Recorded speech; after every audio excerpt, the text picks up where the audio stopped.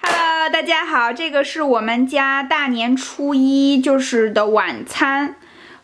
首先我们看一下，这个是一条红烧鲈鱼，就是代表明年年年有余这样子。然后这个是一个那个糯米塞藕，这个是朋友做的，然后送过来的，就是很甜很好吃。然后这边是一个清炒油麦菜。然后这个是我卤的那个猪蹄，还有卤蛋，这个是老卤卤的，就是那个卤把它保存起来，然后每次来卤就非常的入味儿，然后很香。这个是豆腐干，然后酱牛肉，这个底下还有那个蹄膀，然后就是被这个豆腐干盖住了，看不到了现在。然后这个是黄瓜，我觉得就这种小黄瓜把皮削了，就这样吃特别特别的爽口，然后又解腻。然后最后一个呢，就是一个鸡腿菇，就烧的鸡腿菇。这个呢，就是我们家今天初一的晚餐。因为昨天晚上其实大年30，但是就是因为学生会有表演，然后就帮他们去化妆，就从下午一直弄到晚上，就没时间做这个年夜饭，所以今天晚上我们好好做。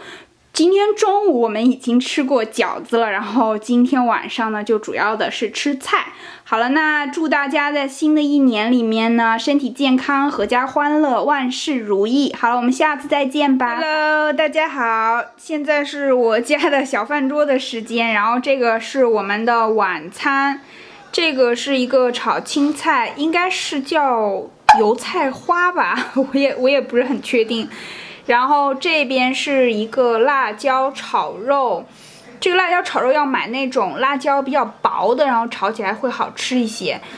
买那种大青椒，然后那种厚的，我个人认为就是口感会差一点。然后这个是一个腊肉炒荷兰豆，这个腊肉是朋友就是自己晒的，是那种广式的生晒腊肉，然后炒荷兰豆放点老干妈，就特别特别的香。